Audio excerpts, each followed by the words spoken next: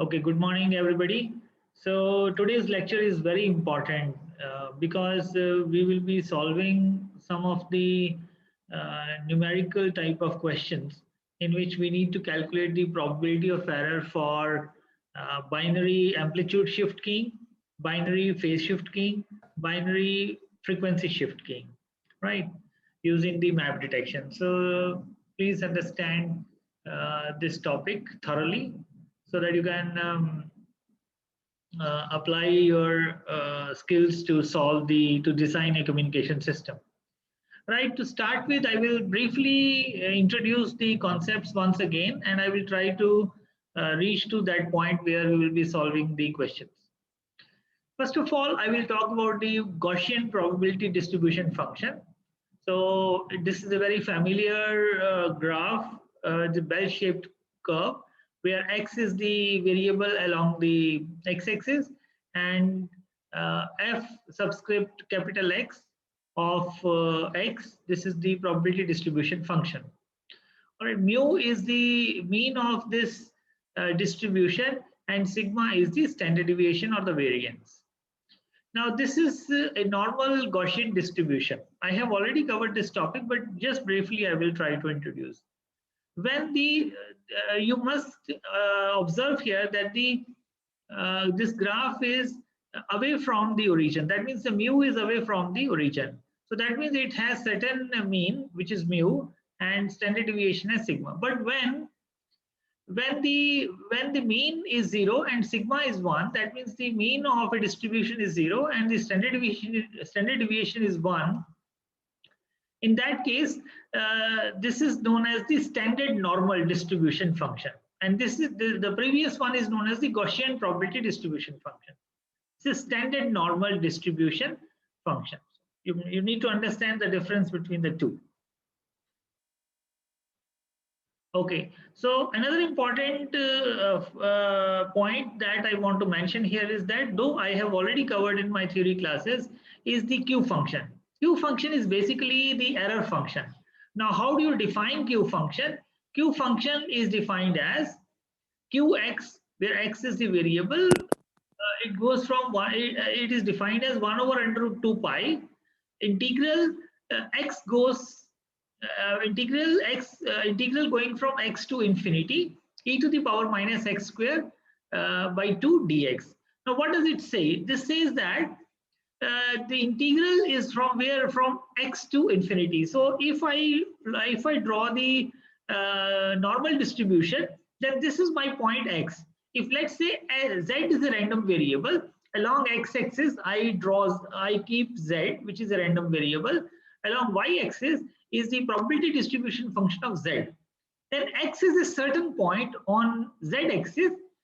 Now after x, because this Q function is actually giving us the tail probability, right? So beyond x, the integral says from x to infinity. So from x to infinity, the shaded portion is the tail probability.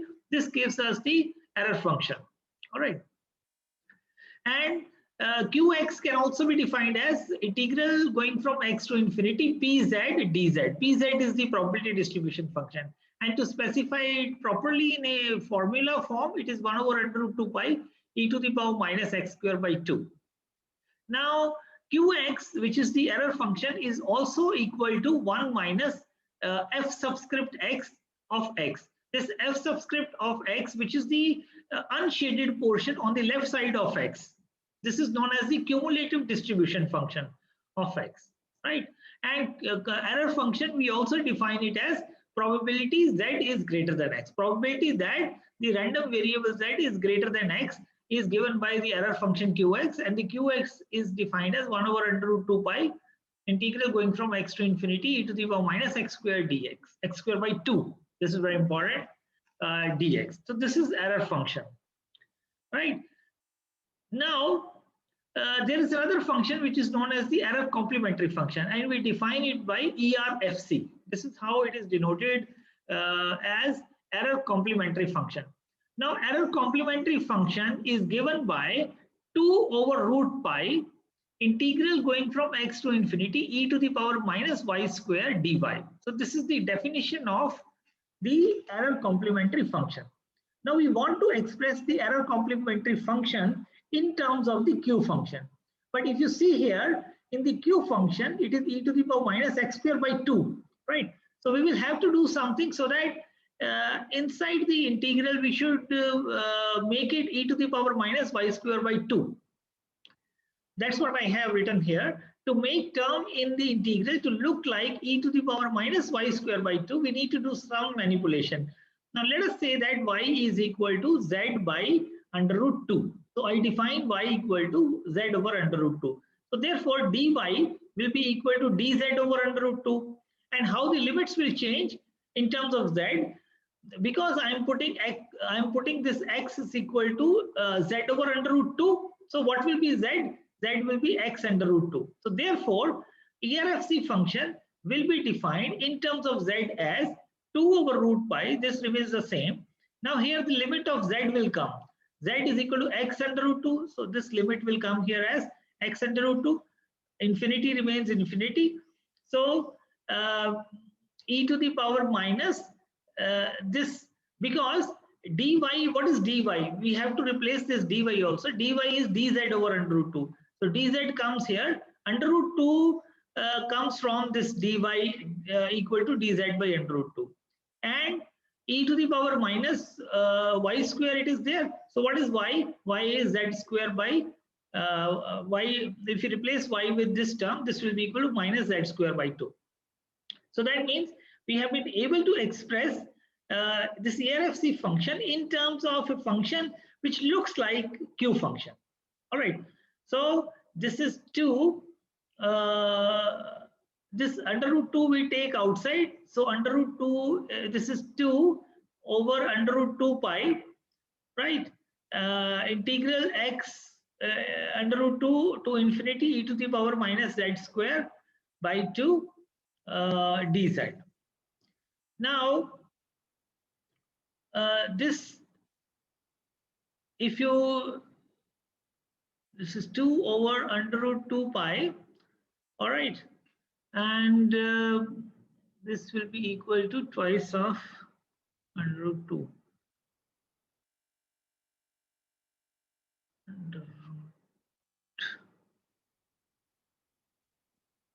This will be actually 2 over root 2 pi, right?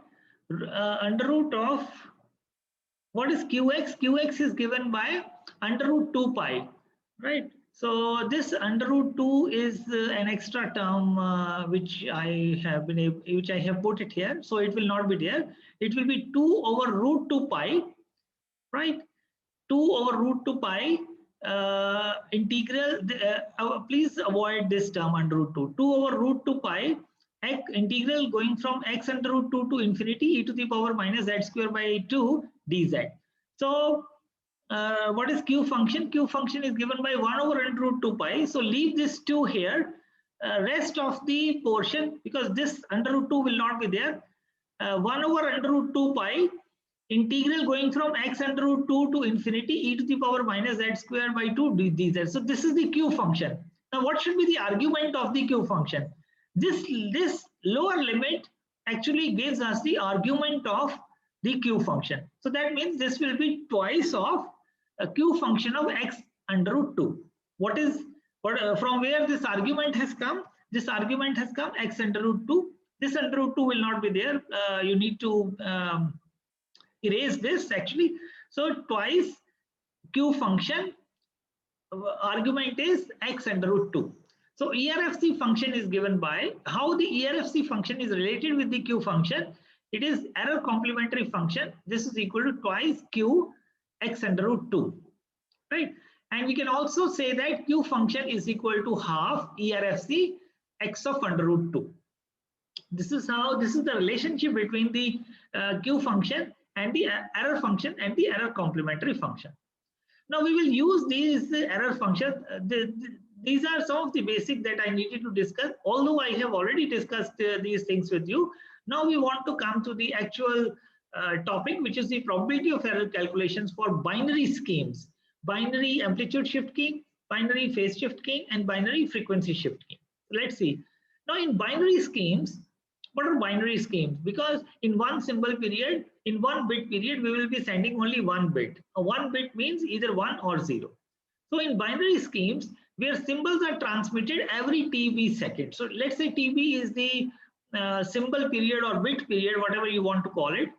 X and X subscript I, T, this is the input signal, right? Uh, Actually, we need, for binary schemes, how many signals we need? We need 2 signals, because to represent 0, the signal will be x1t. To represent 1, the signal will be x2t.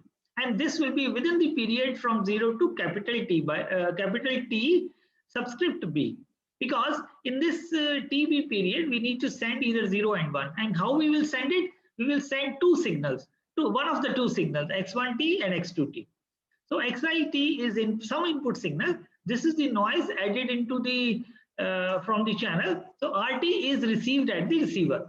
Now this RT is passed through the filter with impulse response HT. We get ZT here. So ZT is sampled, and then decision is made in favor of either one. At the receiver end, decision is made in favor of 1 or 0 depending on the decision rule. And we need to supply here a threshold voltage. Now if the voltage received at the receiver is greater than this threshold voltage, we will say that it is 1, or we will say it as 0. So we will formulate a decision rule here based on this threshold value. Correct. So this is a standard diagram of modulation and demodulation scheme.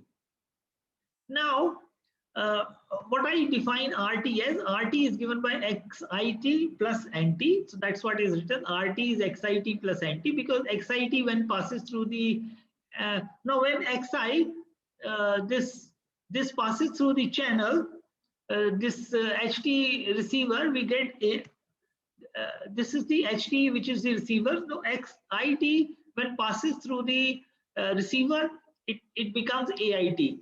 So when noise passes through the this receiver filter, it becomes N0T. Some 0 mean unity variance, random variance. So noise will be a random variable here, which is white noise. We will take the noise samples are independent of each other.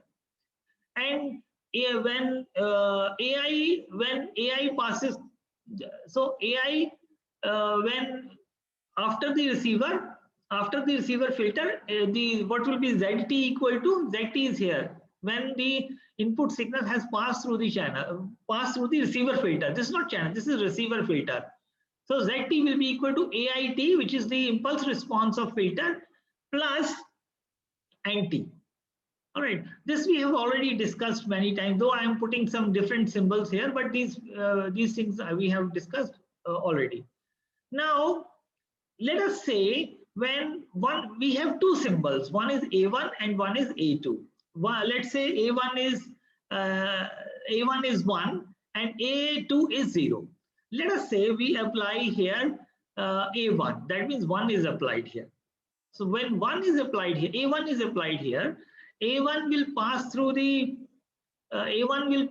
this filter and will be received at the receiver. Now, because at this point it is Z, we receive expected value of Z equal to expected value of A1 plus N0, because what is our received signal at this point? This received signal is AI plus NT. AI is what? AI is when the XT has passed through the receiver filter, we will get AIT. So ZT will be equal to AIT plus NT. I can put here. So that means what I want to put here is Z equal to AI plus M. So when I have sent A1, I can write it as Z equal to A1 plus N0, or noise, right? And if I take the expectation on both sides, I get expectation of Z equal to expectation of A1 plus N0, noise sample. So because the symbol and the noise, these are 2 independent events, I can write it as the expectation of A1 plus expectation of N0. So since the average value of this, the expectation of noise samples will be 0. Why? Because the noise samples are uncorrelated. There is no correlation between the different noise sample. They are independent of each other. So this expectation will be 0. So if this term is 0, we will get expectation of A1. Ez is expectation of A1. Now this is a constant term. We know that what is the pulse, because if we are using some pulse to represent some symbol, then the energy will be the same. So this is a kind of constant here. So this expectation will be equal to A1. So at the receiver, we have been able to detect A1 here. All right. So this is being constant. Now let us try to draw the Gaussian distribution here, because now what we have done is we have tried to estimate so along y-axis is the probability density function, right? Along x-axis is the z variable. Now at this point where we draw the Gaussian distribution, this peak will occur at A1. So this is my A1. This is the along y-axis. What is the point? This is the fz given 1. Fz given 1 means 1 was transmitted and we are trying to estimate z. So that is known as the likelihood function here. The probability, the likelihood function, that means we are trying to estimate z given 1 was transmitted. So A1 is the point where the peak will occur. So this is the case when, and we can write this distribution as Fz given 1 equal to, this is a Gaussian distribution only, 1 over sigma root 2 pi e to the power minus z. What is mean here? A1 minus A1 square whole square divided by 2 sigma square. This is the standard Gaussian distribution formula. This is the case when A1 is applied. Now when binary 0 is applied, that means A2 is applied. So we repeat this same procedure, z equal to A2 plus N0, and we say that Ez is equal to A2, because E expectation of noise will be this term will be 0 here. And we draw the probability distribution function f of z given 0. Now 0 was transmitted and we are trying to estimate z.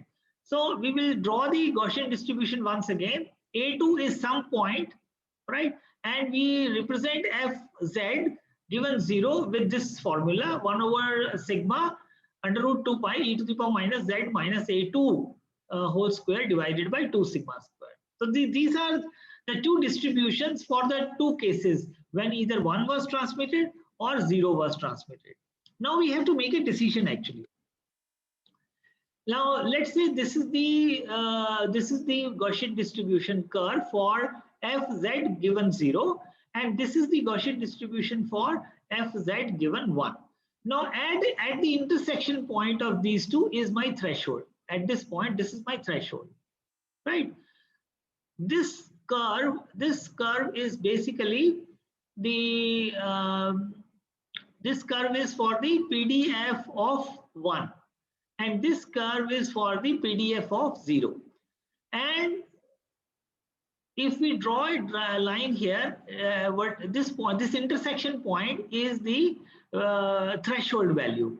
Now, if we draw a vertical line of the intersection point on the z-axis, on the left side of this line, vertical line, is the error in PDF of 1.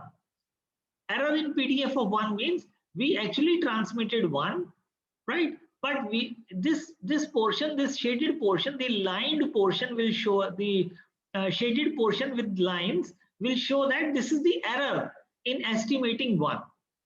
We transmitted 1 but this is the area which will represent the error in the estimation. And this dotted dot portion, that means on the right side of this vertical line is actually error in PDF of 0. This is PDF of 0, this is PDF of 1. This shaded portion on the left of this vertical line is the error in the PDF of 1, and this dotted portion here on the right side of this vertical line, which is the threshold value, is the error in the PDF of 1 or PDF of 0, and it goes up to infinity, whereas the error in the PDF of 1 goes up to minus infinity. Now when 1 is in error, suppose 1 was transmitted and we are trying to wrongly estimate 1. That means when we are making a wrong decision, when there is an error, So when 1 is in error, that means Z, this random variable Z, is less than threshold value, VTH. That means Z is less than threshold value. So that means probability of error in this case is we will make a wrong decision. Actually, we send 1, but we are estimating it to be 0. So that means this probability of error will be equal to probability 0 given 1. And this is given by probability Z less than VTH. Similarly, if 0 is in error, when 0 will be in error? When Z is greater than VTH. That means what is probability of error in this case? We are trying to probability given probability of estimating 1, but given was 0. So that means that this is an error. So this error will be equal to when the probability of Z is greater than threshold value. It will be threshold. So that's how the likelihood functions can be used to estimate the probability of error. Now, probability of 0 given 1, and which is given by this. Now we can express this as because given 1, but we are trying to estimate it 0, as I have said it, then it goes from this point VTH to minus infinity. So that's what I am written here, minus infinity to VTH, probability Z given 1. And what is probability of 1 given 0? Probability Z greater than VTH, and this will be equal VTH to integral going from VTH to infinity, and probability distribution function of f of Z given 0. All right. Now, since the probability of occurrence of the symbols A1 and A2 are the same, so we can say that probability given 0, but we estimate equal to 1, or probability given 1 and we estimate it equal to 0, both are same. Now we can estimate one of the probabilities. One of the probabilities is given by P. Let's do it for P, probability of given probability of 1 given 0. This can be expressed as given 0 means A2 was transmitted. So 1 over under root of 1 over sigma root 2 pi, and this limit will be the threshold value. Threshold value is actually given by the average of the two, A1 plus A2 divided by 2, e to the power minus Z minus A2. This symbol will come here for given 0 term. So this is 2 sigma square dz. This is PDF of 0, and this is the threshold value. Now let y equal to Z minus A2 by sigma. So what will be dy? Dy will be equal to dz by sigma. And y will be given by this Z minus A2 by sigma. What is this Z? Because if you want to change the limits also, this limit is A1 plus A2 by 2. So we put A1 by 2 plus A2 by 2 minus A2 here divided by sigma. This will be given by A1 minus A2 by 2 sigma. That what I want to do is I want to replace this Z variable with y, and I put y equal to Z minus A2 by sigma. So I calculate dy from here, and I calculate this limit A1 plus A2, and this limit comes out to be A1 minus A2 by 2 sigma. So I change the limits, 1 over under root 2 pi A1 minus A2 divided by 2 sigma going to infinity e to the power minus y square by 2. Now this is a Q function basically. And as I said, the argument of the Q function will come from this limit. So this probability of error or in estimating 1 but given was 0, this is given by Q of A1 minus A2 by 2 sigma. And this can also be written as Q of under root of A1 minus A2 whole square divided by 4 sigma square.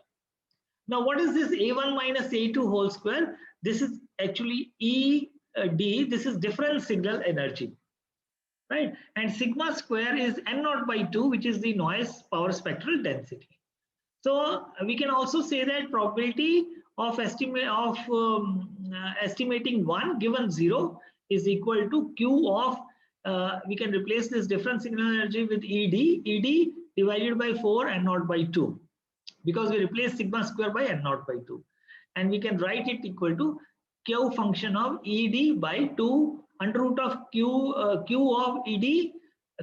under root of ED by 2 N0. This is what probability? This is the probability of a binary scheme. We will calculate the probability of error for binary amplitude shift keying, for binary phase shift keying, and for binary frequency shift keying in the next slides. But this is in general the probability in the case of a binary scheme, right? So, okay, so this is the same thing with different explanation. But let me come to now the calculation of the probability of error for binary amplitude shift keying, binary frequency shift keying, and binary phase shift keying. So let us look at what can be the probability of error for binary amplitude shift keying for the first case. Now, what is binary amplitude shift keying as a modulation scheme? We have, because this is binary, so it will be only two signals, right? One signal to represent 1 and the other signal to represent 0. And in 1 bit period or symbol period, we will be sending only 1 bit of information. Now, the first signal will be in binary amplitude shift keying case, the first signal will be x1t and it is given by AC cos 2 pi fct. Some carrier frequency is there, and this signal will be used to represent 1. Excuse me. That means whenever 1 will come at the input, this signal will be sent so that the receiver detects this signal and will make a decision in favor of 1. That means 1 was transmitted. And what is x2t? In amplitude shift keying, it will be 0. So when there is a signal, it is representing as 1. When there is no signal, it is representing as 0. So this is known as amplitude shift key. And we have two signals, x1 and x2t. Right. So what is the difference? Because we want to find out the probability of error. The probability of error is, in case of binary schemes, is given by ED. What is ED? ED is the difference signal energy. So we will have to find out the difference signal energy first. In that case, what is the difference signal energy? Difference of the two signals. The other signal is 0. So it will be A1 minus A2 whole square. Since A2 is 0, A2 is actually symbol 0. So that means A2 is 0, only 1 will be there. So it will be AC square cos square 2 pi fct dt. Difference energy signal, difference signal energy will be equal to AC square cos square 2 pi fct dt. And if you solve it further, use 2 cos square theta is equal to 1 plus 2 cos 2 theta plus something like that. Trigonometric formula is there. It is, and 1 plus cos 2 theta, something like that.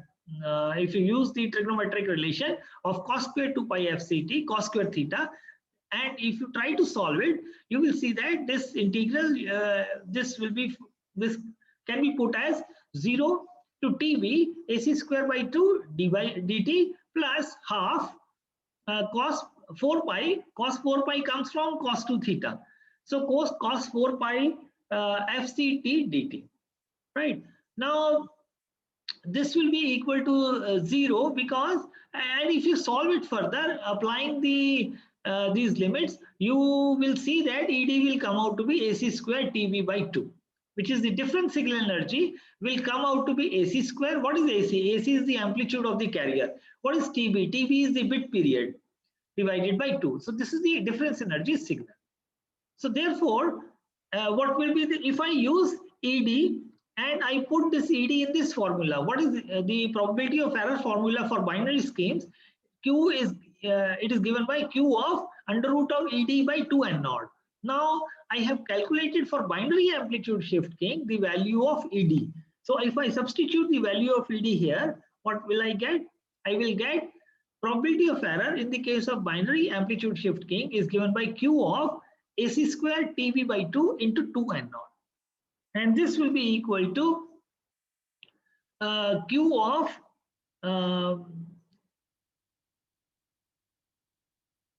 this will be equal to AC square TB by 2. So you put AC square TB, you put this ED, AC square TB by 2 in this formula.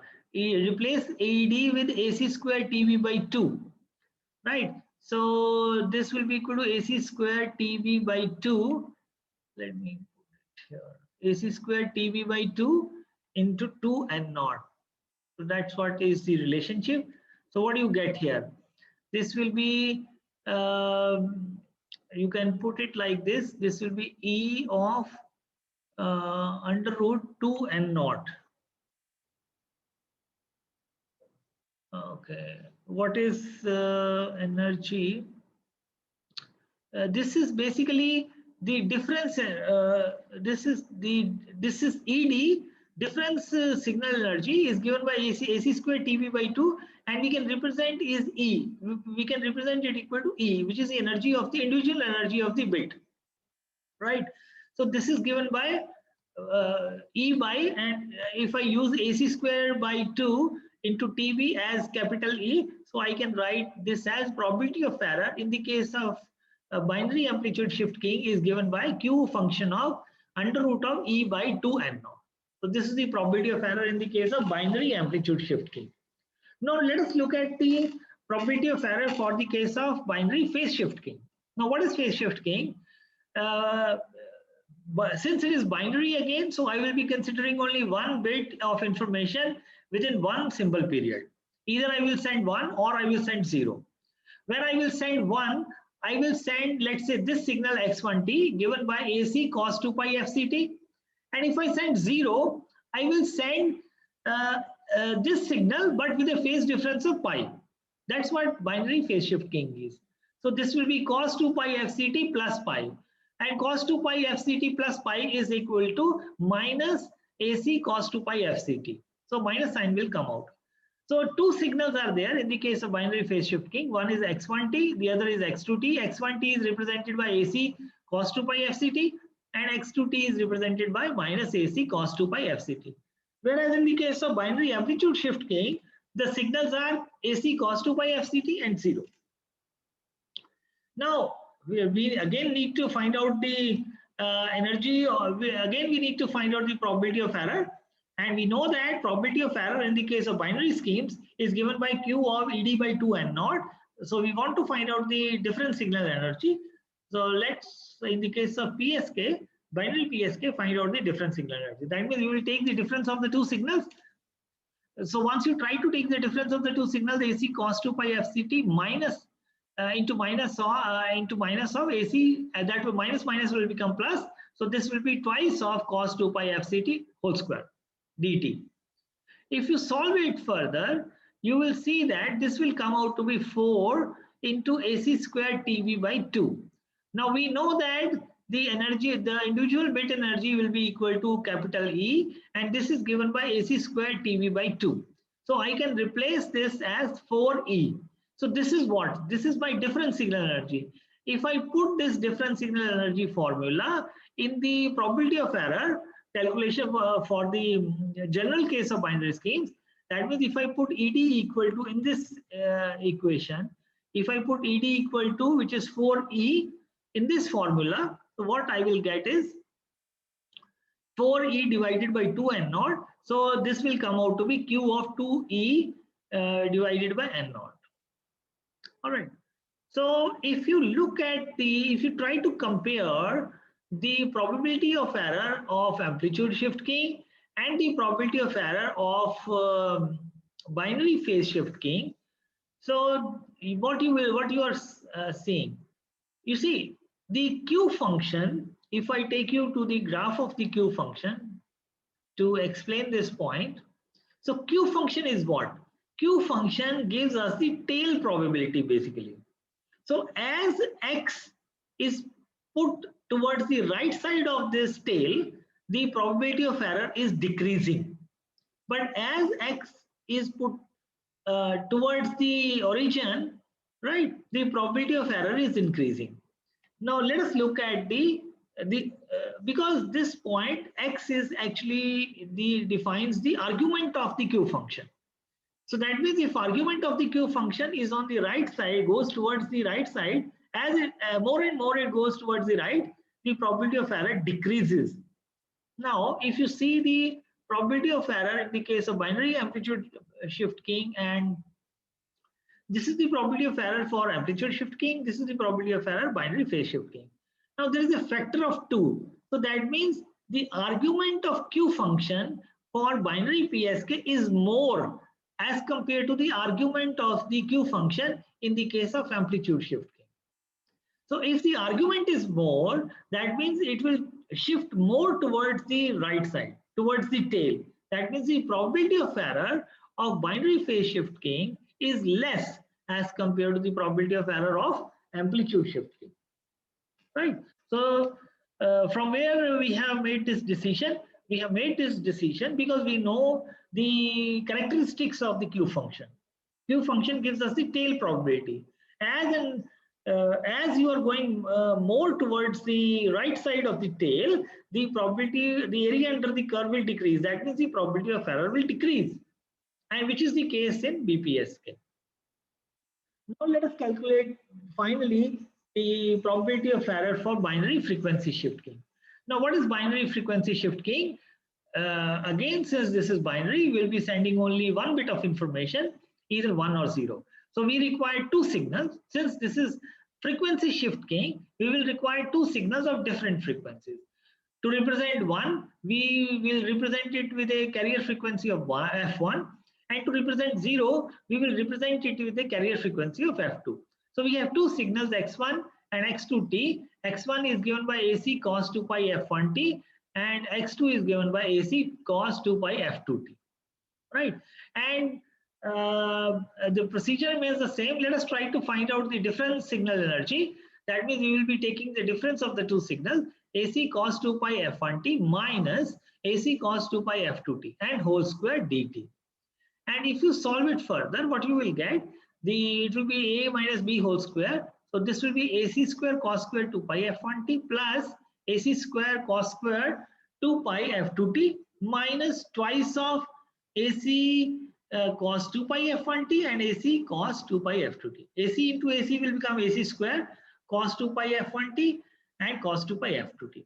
Now this term will be equal to 0 because F1 and F2 are orthogonal to each other. So that is why this term will go to 0.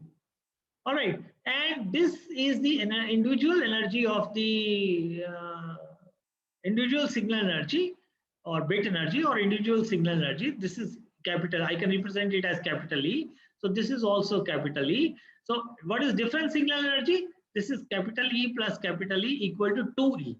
Now we have the ED as 2E. So replacing ED in the general formula of probability of error for binary schemes, and I can try to calculate the probability of binary frequency shift keying. In that case, the numerator Q function will be in the numerator. It will be 2E divided by 2n naught, and this is Q probability of error in the case of binary frequency shift keying is given by Q function of under root of E by n naught.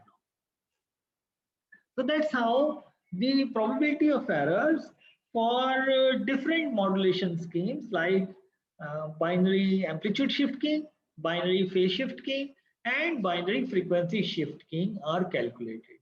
We can also go ahead, we can also do the calculations for more digital modulation schemes, probability of error, but I think that is not required. So more or less, I finished the fourth chapter with this topic. Now, amongst the now in the 4 chapters, only one topic, as I see, is left, which is the eye diagram. I will do that eye diagram whenever possible because that's not a big topic. That will take only half lecture to cover. So whenever I will get the chance, I will do that eye diagram. Sometime maybe in the next week, I will complete with the eye diagram, and then I will start with the next chapter, which is on channel coding. We will do block codes and convolutional codes, their coding and decoding. So if any questions are there, let me see who the people are there. Kirti is there, Archita is there, Kritika is there, Savi is there. So if any questions are there, you can ask the question.